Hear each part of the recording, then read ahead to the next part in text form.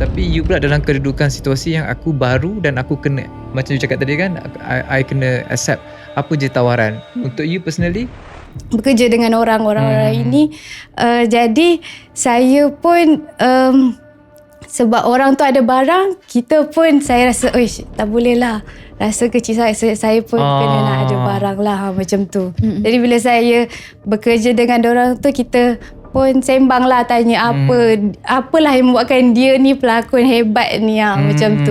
Selalunya apa? Awak pernah tanya tak? Ke awak nampak dia punya habit ke, apa diorang selalu buat sebelum set? Faham, dorang Serious love. Serious love. Serious love.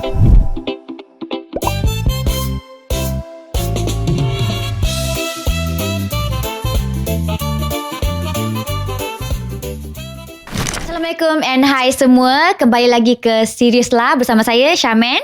dan saya Haidar Hasanuddin. Syamen, macam Nona tadi. Macam mana? Terkejut ingat salah show. Dia kena ada Serious Lah. Macam mana you selalu? Cuba. Tak, sama je. Okey sama je. je. Saja je. Syamen pun berlakon juga. Ya, kan? baru. Baru berlakon. Baru ada 2 projek. Baru ada 2 projek kan. And then Syamen pun buat hosting juga. Betul. Kan? Ya.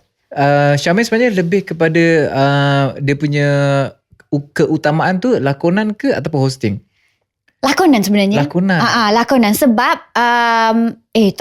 tak sure. Bukan tak sure. Jangan mengelirukan, boleh tak? Dia tengok tu macam Tak betul nak tahu. depends on apa yang ada. Sebab kita sebenarnya saya tak memilih. Okay. So apa-apa saja, apa-apa saja job yang datang, saya akan pergi. Saya akan show up. Okay. So tak ada priority untuk aku lebih kepada nak berlakon. Tak ada. Tak ada. Kalau dia come hand in hand, contohlah macam podcast short Serious Lah ni, dia hand in hand dengan job berlakon juga. So kalau boleh fitkan the schedule, dua-dua saya ambil. Sebab saya pelakon baru, baru je keluaran Dewa Remaja, dia tak boleh memilih sebenarnya. Okay, faham. Tapi tu lah sebenarnya Syamen. Kenapa I tanya benda tu, sebab hari ni kita ada Aida yang memang ini purely pelakon. Sebab apa? Sebab Aida asal daripada teater kan? Asal daripada teater. Kelas lakonan teater lah saya. Kelas lakonan teater. Aswara ke? Tak, tapi dia bukan aswara. Kira masa PKP, lepas saya dah habis diploma, saya ada ambil kelas lakonan teater. Program lah, macam tu. Tapi sebelum tu saya nak cakap, saya suka sangat movie Badak. Saya sangat suka. Sedih gila. Dah tengok ke? Dah. Aida adalah pelakon daripada filem Badak. Tapi amazing. Itulah, sebab Syamen, macam I pun first time tengok Badak itu, and first time tengok Aida. Ya, betul. Macam pelakon baru. Kita first time jumpa. And kita nak tahu juga Aida asal daripada teater. Macam mana permulaan journey tu sebenarnya? Sampai ke Badak tu. Amazing. Sampai ke Badak tu. Diploma dalam apa, Aida? Saya sebenarnya diploma dalam sains geometrik. Jauh. Dekat UiTM Arau. Okay. Sampailah 2019. Lepas tu dah umur PKP 2020 tu. Jadi saya tak ada continue study, tapi saya join kelas lakonan teater dekat Revolution Stage. Dia punya tenaga pengajar kira alumni Aswara lah juga. Bawahan Khairul Nazar Rozi. Dan dia macam first time workshop, siapa-siapa pun boleh join. Kiranya yang background apa-apa pun lah. Jadi bila kelas tu adalah kita belajar teori-teori, lepas tu praktikal, ada exam. Jadi daripada situ saya rasa saya ada pengalaman dalam kira performing lah. Kiranya bila kita dah join kelas tu. Lepas tu saya rasa orang-orang production pun ada datang tengok show lah kot. Macam betul. Jadi sometimes diorang panggil lah, ada Roger lah untuk berlakon ke screen pula. Macam tu So try. itulah permulaan rezeki Badak tu daripada situ. Rezeki daripada Badak pula adalah disebabkan saya shoot dengan Arif Zulkarnain. Director Aris Zulkarnain. Okay. Cerita Doh. So dia adalah Sekejap. Aida jadi watak apa? DOH DOH. Oh, macam mana dengar lah. Saya jadi watak adik kepada Syafiq Khan, Oh, kakak ya kepada Faris Iskandar. Sorry. So itu adalah first project. First project. Ke apa yang Bukanlah first project sangat pun saya, sebab saya jarang-jarang juga keluar ke skrin. Jadi Doh tu adalah dalam 2023. 2023 saya Abang Arif Roger nak jadi adik Syafiq Khan, cuak lah juga. So saya shoot telemovie tu, dia keluar kat tonton original, untuk tonton original. Lepas tu saya rasa orang director Singapura kiranya nampak cerita tu. Ya Allah, tengok kan, hebat kan dia tu. Nampak bawa cukup lah tu. Ada you like kan sekarang dekat TikTok. Rezeki lah, rezeki. Tapi diorang Singapura macam susah juga nak tengok, nak cari tengok sebab tak masuk lagi dekat Netflix ke apa ke. Jadi bila dia berjaya tengok, dia berjaya contact saya, kita pun kat situ lah ada perjanjian dan kita saya setuju untuk Badar. Okey, jap. Hebatnya. Aida, sebelum pergi lagi jauh, sejak bila adanya minat dalam lakonan? Sebab tadi diploma bidang background dia tu jauh 360 dari kecil ke? Dari kecil sebenarnya saya daripada macam sekolah menengah, saya ada jugalah buat show teater dengan NGO ke apa ke macam tu. Lepas tu jadi saya tak dapat nak, lepas time tu dah time sekolah menengah dengan Yayasan Caukit, sebab saya ada berkawan dengan kawan-kawan Caukit ni sebab saya sekolah KL. Lepas tu macam ada program NGO buat dekat komuniti tu. Salah satunya adalah orang nak buat teater suruh dekat budak-budak ni. Antaranya saya lah dekat Yayasan Caukit tu. Lepas tu saya rasa best lah kot kat situ. Saya suka lah macam perform. Okay. Lepas tu tapi masa sekolah, habis sekolah saya tak dapat lah join. Saya tak dapat masuk Aswara. Sebab kakak-kakak saya, family saya suruh UPU ambil benda lain, sebab benda ni boleh menjamin belajar benda lakonan tu, boleh belajar benda lain kiranya yang art ni, seni ni kiranya. Nak tahulah apa reaction family bila you nak masuk dalam dunia ni? Reaction family saya rasa alhamdulillah okey je, sebab kakak saya pun menggalakkan saya berlakon sama. Sebab dia pun dalam industri lakon jugalah. Siapa kakak? Kakak saya adalah Nadia Nisa. Ya Allah. Betul ke? Jadi dia macam it's just the idea. Bukanlah macam ada option lah untuk saya. Allah, sorry. Rasa nak try ke kan. Tapi kan Aida, sebab kakak kan dah lama. Lepas tu macam Aida kan tadi macam Aida cakap, kenapa macam bila Aida nak dah sambung study tu, kenapa macam family tak bagi ke arah tu, sedangkan dah ada contoh ada contoh yang berjaya dah.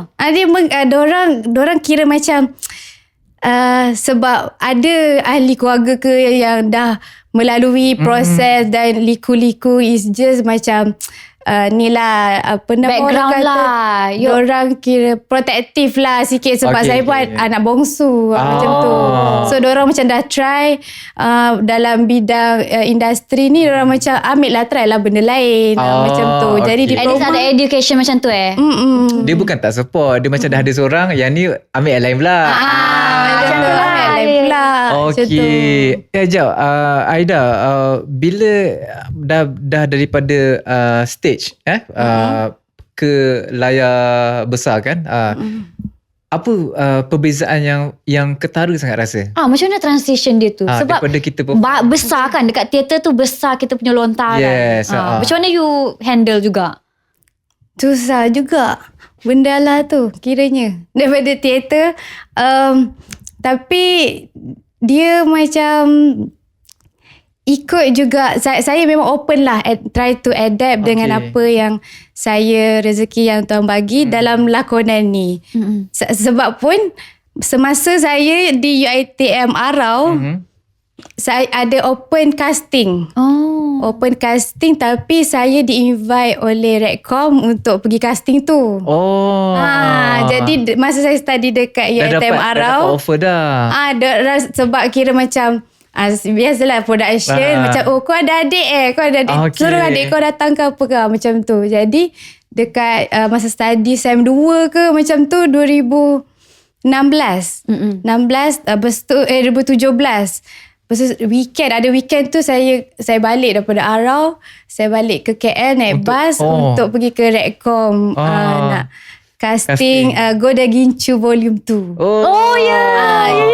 Itu lagilah macam itu memang gamble lah, lagipun dengan motivation kita macam alamak betul lah tak ada penat ke duduk dekat UiTM Arau study kan, betul lah balik KL, so ada reason lah nak balik KL pun juga. Jadi so screen saya rasa first yang big saya adalah Goda Gincu Volume 2 lah. Itu supporting lah. Jadi kat situ saya dah sikit-sikit kita tak big role, jadi kita macam boleh observe. Betul. Observe sikit lepak. Ada department ni, department ni. So kat teater lain kan. Jadi saya rasa alhamdulillah jugalah jenis saya tu macam daripada supporting, lepas tu alhamdulillah dapat main juga dekat dalam filem. Wow, tapi itu best Syamin kan, sebab rezeki orang ni lain-lain kan, macam jenis Aida luas sangat-sangat. Dan benda yang mungkin tak jangka juga kot Aida kan, daripada pergi casting macam tu, daripada study bidang lain, tiba-tiba sampailah kejayaan badak kan. Aida boleh tak kalau saya nak cakap cepat proses tu? Macam orang cakap laki juga kan. Laki and cepat, but you je tahu kan dia punya background dia tu kan. Jenis tu you seorang je tahu. Tapi mungkin untuk orang luar, diorang nampak macam laki ni laju gila. Sebab mungkin kan kita dari remaja tak dapat macam terus dapat peluang badak macam tu. Because that's a film kan. So kalau untuk Aida sendiri ada rasa tak benda tu proses tu sangat cepat? Saya pun rasa sangat cepat. Itulah saya pun rasa sangat cepat dan saya pun tertanya dan saya memang kena hadaplah rezeki ni dan orang pun percaya dekat saya dengan piece yang sikit-sikit saya buat tu, kiranya shoot berlakon yang saya buat tu. Jadi saya dia sangatlah mencabar dan saya nak keep up pun sebenarnya tak sama. Mungkin kita pun berbeza. Mungkin kelebihan awak kat tempat lain, saya punya kelebihan kat tempat lain. Betul. Betul saya kurang kat situ, awak kurang kat sini ke. Jadi kecepatan tu alhamdulillah. Dan sekarang pun saya nervous lah juga lagi sebab saya nak okeykan balik diri saya lepas yang berlakon dengan star dengan Syafiqah. Tiba-tiba dapat Syafiqah. Yang first tu Goda Gincu Diana Daniel dengan Kak Umi Nazira. Macam mana awak handle pressure tu? Sebab saya pun ada kena tawarkan 60 episod tu. Baru-baru ni. Saya nak belajar dari awak. Sebab kita berlakon dengan, saya berlakon dengan Fasha Sanda, awak berlakon dengan Syafiqah. Semua yang nama-nama Fauzi Nawawi. Nama-nama besar ni. Kita yang kecil ni, yang orang tak kenal pun, yang baru ni. Macam mana? Apa awak punya tips? Saya sangatlah saya mesti tengok dulu diorang dengan saya bekerja, saya tengok dulu diorang punya piece macam mana. Lepas tu saya akan mengkagumilah mereka. Maksudnya sebab diorang is somebody dan orang yang saya rasa kena refer lah bila saya nak bekerja sama pun juga. So, dia dah pernah ini ke. Dan selebihnya saya berserah je. Ya ke? Saya rasa dan sebab rupanya saya macam yelah saya baru tapi orang percaya dekat saya. Tapi takkanlah kita nak tolak, mungkin ini adalah peluang dan rezeki yang kita kena try lah dalam life ni kan, ke apa ke, bekerja dengan orang-orang ini. Jadi saya pun sebab orang tu ada barang, kita pun saya rasa tak boleh lah, rasa kecil saya pun kena nak ada barang lah macam tu. Jadi bila saya bekerja dengan orang tu, kita pun sembang lah, tanya apalah yang membuatkan dia ni pelakon hebat ni macam tu. Selalunya apa? Awak pernah tanya tak? Ke awak nampak dia punya habit ke apa diorang selalu buat sebelum set? Faham diorang, tapi kebanyakannya hanyalah diorang suruh faham skrip. Itu je. Faham skrip. Lepas tu dia apa yang saya belajar dekat kelas lakonan lah. Saya rasa disebabkan saya masuk kelas lakonan tu juga. So saya macam sedar diri, sedar ruang, sedar watak. Itu je yang saya fikir. 3 benda tu je. So saya rasa saya kena grab benda 3 tu. Oh inilah barang aku kot. Dan bola to the set. Macam tengoklah kita kena ada skill. Kena belajar teater. Tapi nampak tak dekat track baru-baru Haida nampak tak? Yang mana? Dekat track baru-baru dia kata teater punya diploma, teater belajar teater ni tak guna. Apa pendapat awak? Belajar teater ni tak guna. Ada dekat track. Kenapa dia cakap macam tu? Macam ada yang cakap macam belajar teater ni macam buang masa. Buang masa. Kononnya dia tak menjamin apa-apa kejayaan. Apa pendapat awak? Pendapat saya belajar teater ni, saya rasa siapa yang memilih nak belajar tu, dia ada reason lah. Kalau betul. Tak ada reason nak belajar, dia rasa tak ada reason lah. Bagi saya. Jadi siapa yang pergi belajar teater tu, mesti diorang ada reason. Dan dia adalah pelajaran dari institusi ataupun daripada kiranya dia ada department lah, ada fakulti teater tu. Jadi salah ke nak belajar pemilihan. Bagi saya macam tu. Dia ikut pendapat masing-masing nak belajar apa. So dia nak belajar teater. Dalam apa bidang pun sebenarnya kan? So dia sama je. So kenapa saya rasa kenapa fakulti teater tu ada? Sebab dan ada fakulti lain pergi perundangan ke lah, apa ke, ada juga. Jadi dia penting lah, saya rasa bila dia benda tu ada. Dan suggestion untuk budak-budak lepas SPM nak ni. Haida, apa yang you belajar dalam teater? Dari segi pembentukan diri sendiri sebenarnya. Okay. Apa yang you dapat daripada pembelajaran you dekat teater yang membentuk diri you hari ni? Yang point sedar diri, sedar ruang, sedar watak tu lah. Dan first point kenapa saya nak belajar, saya dapat tahu point dia pertama untuk saya, kat sini dia punya kira statement untuk teater ini adalah teater memanusiakan manusia. Saya ada dapat point tu. Jadi saya macam, saya believe lah bila kita dah choose tu, tak salah pun nak choose apa-apa pun kan. So bila kita dah choose tu, kita cari tahulah reason dan kita berpegang lah kepada benda tu. Dan insyaAllah mungkin akan dapat mengikut cara kita juga penerimaan kita. Jadilah saya lain, awak pun lain, individu berbeza. Jadi saya rasa itulah dia. Tapi Haida pula, apa pendapat Haida bila orang cakap benda tu? Maksudnya pasal orang cakap macam teater ialah institusi ataupun diploma pembelajaran yang tak membawa apa-apa manfaat. Dekat track sekarang diorang tengah bergaduh. Faham, ada perasaan juga. Tapi macam untuk saya, sebab saya tak belajar teater, tapi pernah pergi kelas-kelas lakonan yang diajar oleh guru-guru teater lah, macam Ibu Fauzanawi, Cikgu Fatimah semua tu kan. Fauzanawi? Ibu Fauzanawi. Ibu. So bila kita pergi ke kelas diorang ni, kita dapatlah sedikit ilmu-ilmu diorang ada kat teater tu. Dan apa yang saya boleh nampak adalah teater tu lebih kepada pembentukan diri dan rohani tau. Dan macam yang Haida cakap tadi, kalau fakulti tu tak ada benefit, kenapa fakulti tu wujud? Ada, kenapa diwujudkan? Kenapa diwujudkan? Kenapa government sanggup invest ke? Kenapa swasta ni sanggup invest? Dan sebenarnya mungkin orang yang cakap tu adalah bukan orang teater lah. Ya, bukan. Memang bukan orang teater. Kan? Sebab saya daripada kos lain. And now, saya pula yang nak masuk kepada bidang lakonan. And saya perlu kelas teater. Sekarang saya perlu kelas teater. Even agency akan hantar kita orang kelas berlakon, kelas teater semua. So, saya tak faham mana yang diorang kata semata-mata tak membawa apa-apa kebaikan.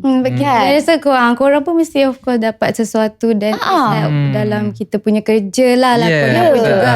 Cara kita bawa satu karakter. Saya belum lagi pergi kelas, tapi saya akan pergi.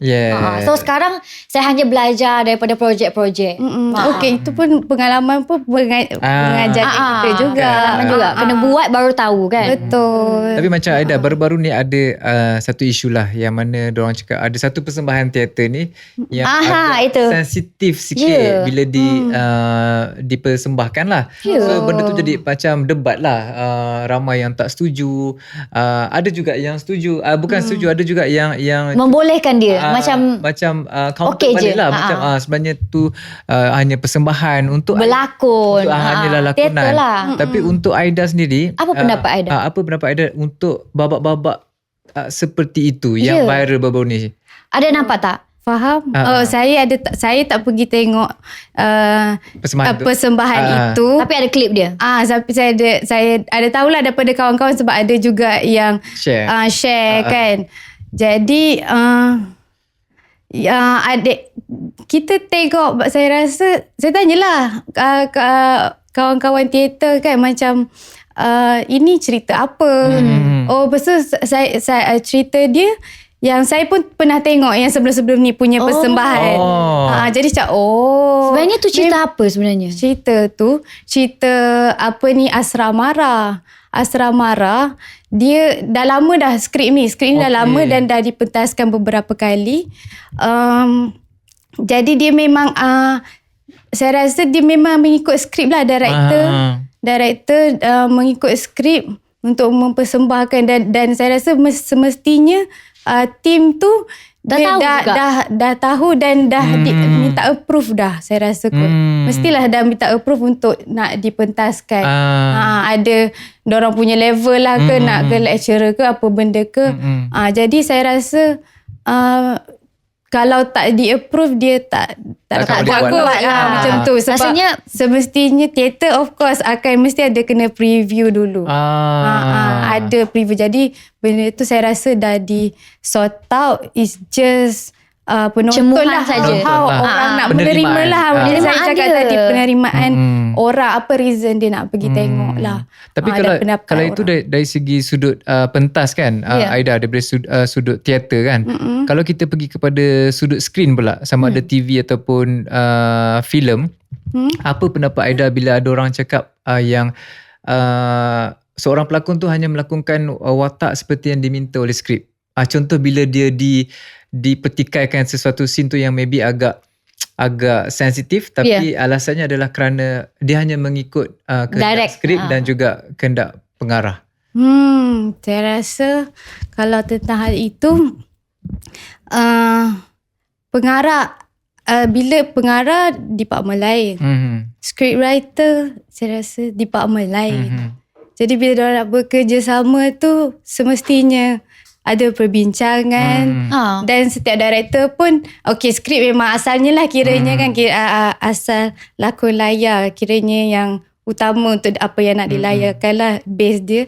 Dan director visual director, setiap director pun berbeza-beza. Jadi kita pelakon, kita ikut director. Kita ikut director. Jadi bila sememangnya kita kena ikut director sebab dia yang mengarahkan kita. Kita ni memang pelakon saja. Dan pelakon pun individu pelakon untuk yes or no. Director pun ada yes or no masa nak ambil skrip ke. Scriptwriter pun ada yes or no untuk nak dia punya karya ni diarahkan oleh siapa. Macam tu. Jadi saya rasa begitulah. Pelakon dia pun ada individu lah masing-masing. Bila kita ada satu bukanlah kita ada, kalau ada orang yang tengok kita ada persoalan ke apa-apa ke, saya rasa more tu kepada individu itu. Juga. Betul. Boundary dia yang membawa yang memegang watak itulah, sedar diri, sedar ruang, sedar watak. Saya punya 3 benda tu mungkin lain, orang lain pun lain-lain masa nak terima job ke atau bila masuk set macam tu preparation. Tapi kan macam Aida ada bila ada pertikaian macam tu kan, contoh macam kenapa nak kena ada scene macam ni, sensitivity dan sebagainya, tapi dari segi cerita pula itu adalah benda yang perlu dizahirkan.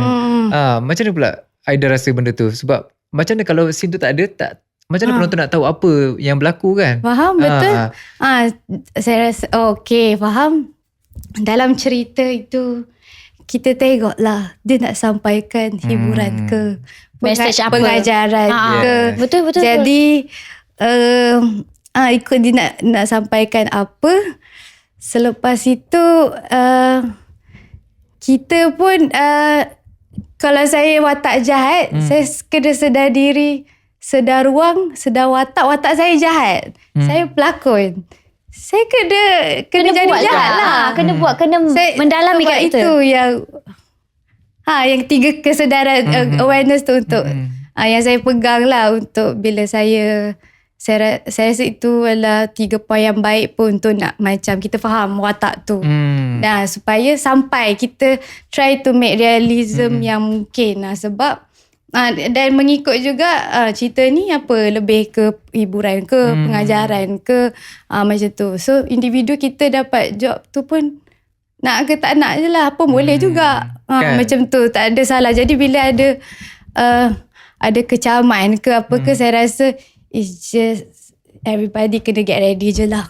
Dan dah ada reason sendiri why you choose apa-apa today, macam tu lah. Yang penting amanah dan tanggungjawab tu kita dah deliver lah kan, sebagai seorang pelakon kan. Tanggungjawab kita adalah kalau tak mampu tak payah buat, macam tu. Mampu buat dan kalau kecaman itu bukan bahagian kita dah lah. It's out of our control kan?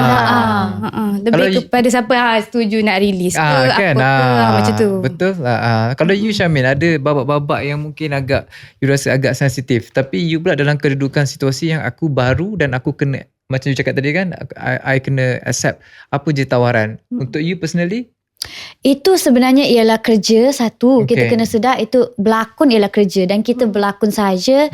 And itu sebenarnya art juga bagi saya. Sebab kalau ada mungkin babak-babak sensitif, itu art juga. Kita pandai tak lakonkan benda tu, supaya macam kadang-kadang kalau kita tak pandai lakonkan benda tu, orang pun jadi rasa macam macam tu. Tapi kalau kita pandai, itulah yang itu yang kita dapat. Contohnya macam cemuhan yang baru-baru teater ni dapat. Sebab diorang punya performance tu bagus. Jadi sampai itulah diorang tengah buat kerja juga. So kalau saya pun dapat watak yang sensitif, itu ialah art. Kita tengah berkarya. Tapi ada juga, saya faham, ada juga orang yang tak nak, and then ada mungkin prinsip mereka sendiri. Tapi bagi saya itu art. Itu karya dan macam bila bagi Haida pula macam mana? Kalau maksudnya untuk ada certain scene macam tu. Certain lah, sensitif lah. Okay, I pun pernah ada satu ada satu projek ni yang mana ada satu scene yang bagi I agak sensitif. Bagi saya agak sensitif sebab itu adalah scene suami dan isteri dalam bilik. Tapi before kita masa kita dapat skrip pun memang director ada discuss kita, bagi tahu yang ini adalah scene suami dan isteri yang baru berkahwin. Jadi dia punya kemesraan tu orang baru kahwin. Lain lah. Dan kita dia perlukan lebih lah daripada yang selalu. Saya pula akan pandang dari sudut berbeza lah. Saya akan pandang dari sudut macam mana kita nak menghasilkan babak tu untuk cerita ni menjadi. Betul. Kan? Kalau saya nak pandang, ni bukan wife aku, ni susah kerja macam tu. Orang pun macam mana pula kita nak carry hidup kita, pegelaran kita, tanggungjawab kita sebagai seorang pelakon tu kan. So kat situ yang bestnya bila kita ada pengarah yang sangat memahami, yang discuss yang kita dan berjaya menghidupkan babak tu. Tapi saya nak tanyalah, kalau dekat Malaysia dia ada intimate coordinator tak? Ada tak? Kat Malaysia? Tak ada. Director saja ke? Intimate coordinator apakah? Yang babak-babak yang sensitif tu. Yang macam suami isteri tu.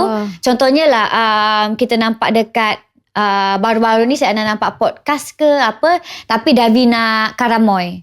Davina Karamoy dia ada satu movie banyak intimate scene lah. Tapi dia explain yang dia ada intimate coordinator.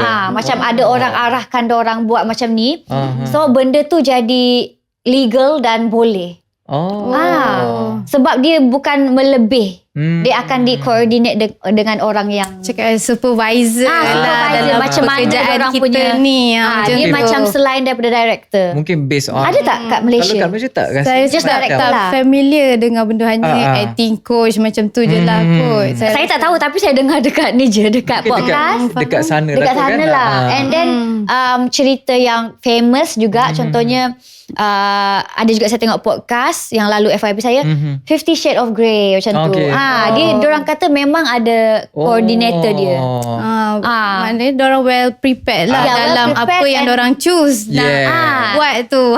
Job diorang ni yang macam tu. Sebab mungkin cerita diorang memang banyak ke arah tu. Ya, betul. Macam I rasa kalau kat Malaysia ni kita masih lagi ada batasnya. Walaupun scene suami isteri bukanlah cerita kita tu, walaupun cerita tu pasal suami isteri tu the whole cerita tu pasal benda-benda tu. Sebab mungkin kita Muslim country juga kan. So I rasa untuk setakat ni pun saya rasa macam kat Malaysia kita masih lagi berlandaskan batasan yang ditetapkan. Untuk saya personally boundary dia okay. Level dia okay. Kita pun ada badan penapisan. Itulah saya rasa dalam akan membantu kita punya ni lah untuk pilih, control penonton ke Betul. macam tu. Aida, bergelar seorang pelakon dan juga adik kepada seorang pelakon yang sangat disegani di Malaysia. Ada tak rasa pressure? Ataupun adakah Aida rasa tu ada satu kelebihan yang boleh pakai untuk naik, untuk bergerak dalam industri ni? Saya rasa ada pressure dia sebab dia kakak saya adalah pelakon yang disegani. Kelebihan kelebihan pun saya tak boleh nak nafi sebab memang kakak saya dan darah daging saya. Salah satunya kira macam saya dapat pergi set ke macam tu, tapi kira saya dapat observe cara kerja dalam industri. Advantage lah, ada advantage. Kiranya macam tu cabaran dia. Kita dapat jumpa orang dan lebih faham semua punya department. So bila kita dapat rezeki bekerja dengan production, shoot, berlakon, kita nak orang faham kita pun nak kita kena faham orang lah. Macam tu. Jadi lepas tu dia punya cabaran adalah sebab tak nafi juga dia adalah pelakon yang hebat. Macam tu. Pelakon yang hebat dan saya memanglah darah. Tapi kita lahir pun berbeza lah juga. Sometimes mungkin orang expect saya sama macam dia sangat ke. Dia punya cabaran dia. Sama level tu, ke. Sama. Mungkin dia ajar dekat rumah je ke. Ajar kat rumah yang everyday ke. Tidak lah macam tu. Kami pun itulah. Individu manusia sendiri-sendiri pilih. Dan orang yang kita sayang akan support kita. Yang tak sayang tak apalah. Macam tu. Jadi saya advantage dalam keluarga saya sendiri, kakak saya. Jadi cabaran dia tu saya nak keep up. Kadang orang expect saya sebenarnya dah lama ke berlakon. Kadang orang tak faham. Orang tak faham adik-beradik ni punya journey pelakon yang bukan macam sama je kan. Bukan kita keluaran berbeza lah juga. Tapi kita support each other. Dan juga saya pun ada tanya-tanya kadang. Saya pun dia pun adalah tolong juga bagi tahu kalau yang dia dah pernah bekerja ke macam tu. Sebab memang kita nak bekerja tu kita nak kenal, nak tahulah dengan siapa kita bekerja. Pentinglah sikit-sikit pun sebab at least lah kan. At least pun tak adalah kita dapat tengok semua movie ataupun drama pun pelakon-pelakon ni. Jadinya itu kelebihan dan cabaran. Terkejut lah kalau kita dapat yang kakak saya pun dah pernah kan. Diorang pun expectation lah is just, saya rasa cabaran lah. Saya nak kena terima expectation orang dan saya kena cakap saya pun ada barang saya. Saya suka ayat tu. Saya pun ada barang saya. Sebab bila Aida cakap macam tu kan, sebenarnya benda tu secara tak langsung dia bagi kita semangat juga. Kita kena percaya diri kita sendiri kan. Kita tak boleh kosong. Dan kita tak boleh rasa kita kecil sangat kot. Kadang-kadang kita rasa macam kita kadang-kadang macam aku ni baru. So bila lagi kita pula berhadapan orang dan nama dahsyat-dahsyat, kita makin rasa kecil-kecil sampai ganggu kita punya performance. Ya, betul. Ada tak satu nasihat kakak Aida? Yes. Ada tak yang sampai sekarang ingat? Nasihat kakak saya Dalam bidang ni lah. dalam bidang ni adalah datang awal. Ikut call time. Datang ikut call time. Datang ikut call time. Awal daripada call time. Dan awal, dan untuk saya cheat benda tu memang saya nak runner yang ambil saya. Supaya ikut time production tu. So kalau lambat bukan salah Aida tau. Yes. Tetapi saya nak kena datang awal. Supaya tak kalut. Itu je lah. Aida tu je nasihat dia. Sepanjang Yang itu paling penting saya ingat. Yang paling penting. Yang saya awal pun mencuba juga untuk kadang bila saya jadi PA dia, saya nak kena bawa dia awal. Aida kalau tak lakon sometimes buat PA kakak juga. Okay. Betul. Jadi yelah awal. Jadi sebab tu ada pro and cons lah juga kalau pergi sendiri dan ni. Tapi apa yang saya belajar kiranya kalau macam tu saya nak pergi dengan runner je, tak nak dengan sendiri macam tu lah. Okay. Aida, sebelum kita kita dah ke penghujung, cuma kita nak ambil sedikit untuk Aida sendiri daripada Gold dan Gincu. Apa tadi second? Badak. Do. Do. Gold dan Gincu. Do sampailah ke Badak kan Aida kan. Satu perjalanan yang untuk saya sendiri di mata saya laju lah kan. Sampai saya tak perasan dekat Do tu. Tak ada juga sikit-sikit tapi untuk sebab kita buat cerita di layar perak kan. Dia cinema kan. And then daripada pentas teater tau. Aida, apa harapan Aida dalam 5 tahun ni, mungkin untuk dalam industri seni lakon ni?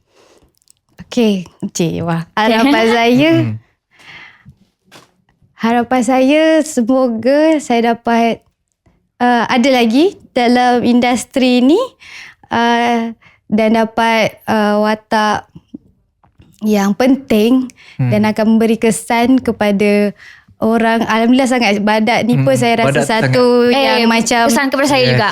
Dan saya rasa saya kena ambil point lah juga macam maknanya saya kena analisis lah Badak macam ni, maknanya lepas ni apa piece juga yang saya nak pilih.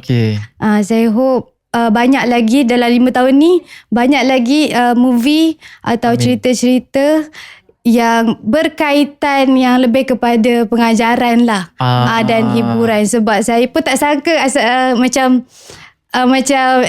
awak dengan ni tengok dan rasa terkesan, sedangkan dia cerita yang simple je, tak ada nak bagi nangis pun. Macam tu. Nangis saya tak simple. Dia luar biasa bagi saya. Sebab dia menggambarkan orang yang macam kurang upaya. Saya rasa benda cerita-cerita yang dekat dengan orang masyarakat akan yang saya suka lah. Yang saya rasa suka, dan dia ada point juga yang macam memanusiakan manusia daripada apa yang saya daripada teater yang saya belajar itu. Jadi saya pegang dengan itulah, dan alhamdulillah apa yang show yang saya ni pun ada point tu, kiranya relate dengan point tu. Jadi saya hope berkekalan je, dan ada lagi rezeki berlakon filem atau apa-apalah yang dapat bagi pengajaran. Dan bukan hanya hiburan. Macam tu. Yes, itu dia kita perkongsian yang ini bagus juga untuk saya dan juga untuk Syamin sebenarnya. Sebab kita orang Jangan. Diorang dah Syamin dengan Haida dah dekat mana dah. Tapi tak. Haida taklah. Saya lah baru. Tak. Tadi sebenarnya kan Aida, saya suka bila Pak Aida cakap, bila kita dapat melakukan sesuatu karya tu yang memberi kesan. Bukan pasal diri kita, tapi watak dan kisahnya tu. Itu yang kepada orang yang tengok tu. Yes. Wah, thank you so much Aida. Thank you juga korang sebab jemput saya kat sini.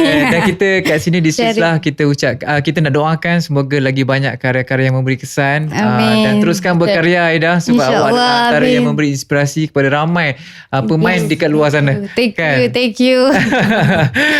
Okay, korang pun tahu. Amin. Semoga kita dapat bekerjasama sekali. Satu karya. Satu movie, satu karya. Yes, thank you. Amin. Okay, itulah dia Serius Lah minggu ni bersama dengan Aida. Kita akan jumpa lagi minggu depan dengan tetamu yang berbeza cerita pula. Setakat ini saja untuk kali ini. Saya Haidar Hasanuddin. Saya Syamil Alexander. Serius Lah. Serious Lah.